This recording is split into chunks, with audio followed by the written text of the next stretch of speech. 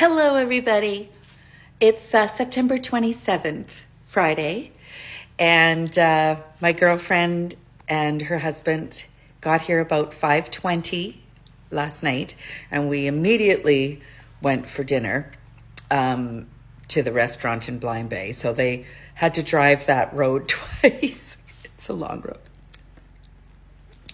Okay, guys, I told you yesterday my finger was infected.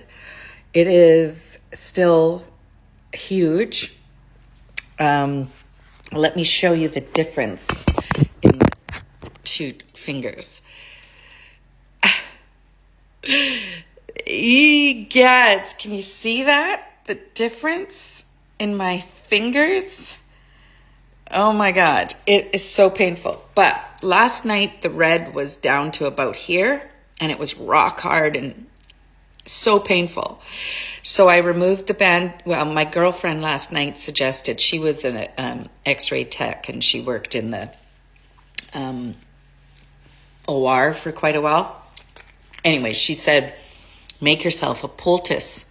So what we used was a paste of baking soda, and we put it on because Tom thinks, because this happened about a month and a half ago, where it got infected about a month ago.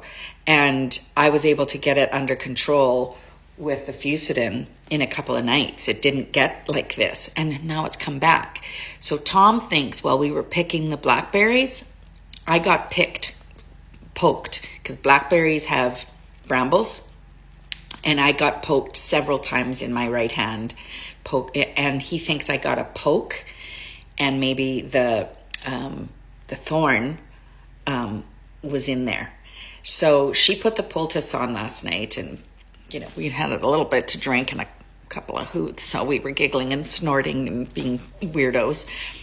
And I left it on for, about an hour, and then I took it off and I put it directly into apple cider vinegar, because that's what it says to do. I had salted it. I didn't have Epsom salt, so I didn't use that.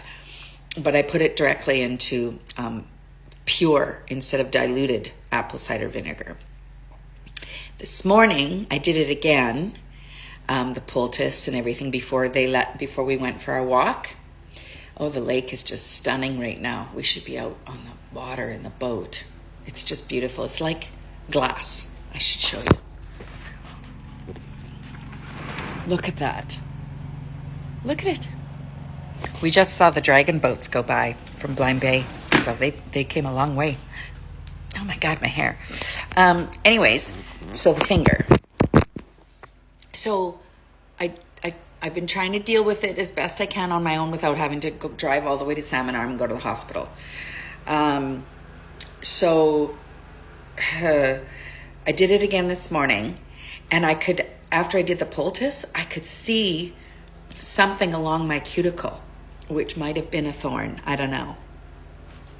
But I took my thumb, I cleaned everything with antibacterial soap, and I squeezed, and I'm telling you, the throbbing, I took an oxy last night for the throbbing from when Tom had they're probably half the efficacy because he's had them for like 10 years. Anyways, I took one. I got very sleepy. That's all I felt. I don't get the addiction to this shit. But anyways, I just went to sleep. But it did help with the throbbing, because the throbbing, you guys, and my finger, I looked like I had Neanderthal finger. And Tommy's out doing his ride and mower. He's so cute. Anyways, so I took my other fingernail and I went like this. And then Tom said, that's it. I can see there's something in there. I'm going out and getting my magnifying glass thing that he uses when he's working on his tool bench. So we brought that in, and it was all white and green, you guys, green. Ugh.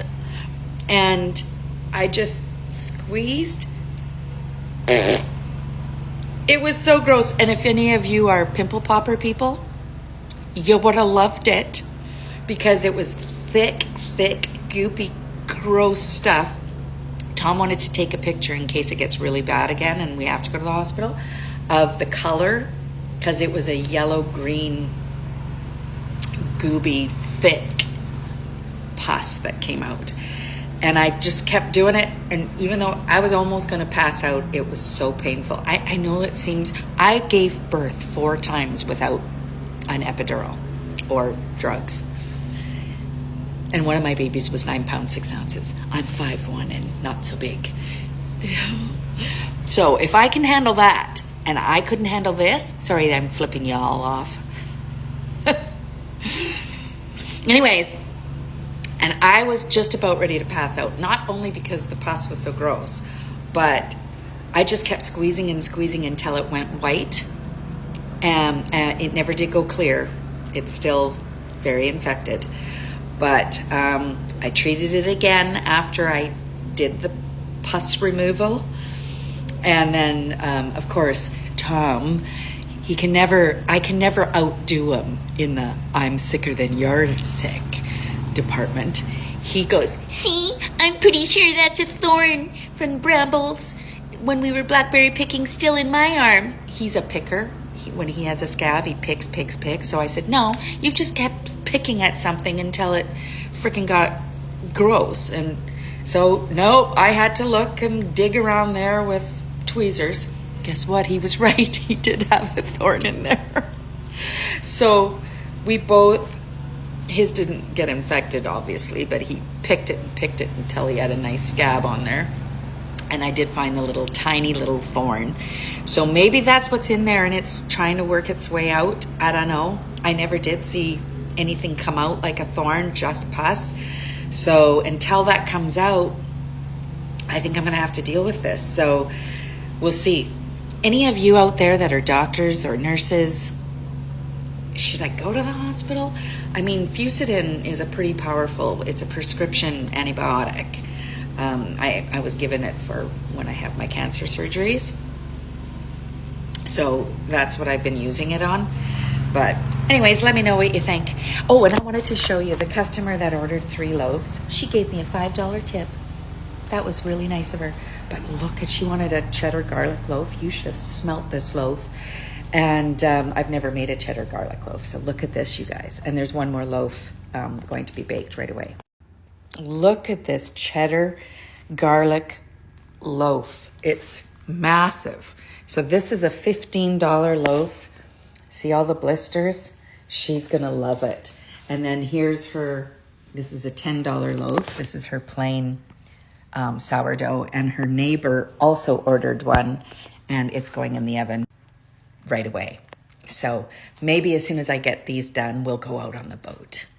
All right. Peace out, motherfuckers, from the gimpy girl, Lornel. Oh, I shouldn't do that. That's disgusting. I know what that means. Sorry. Look at these customer loaves.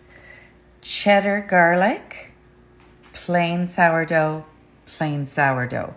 Now this loaf, I made 2 loaves out of the same batch of dough, and I didn't measure. So this loaf is a little bigger than this one.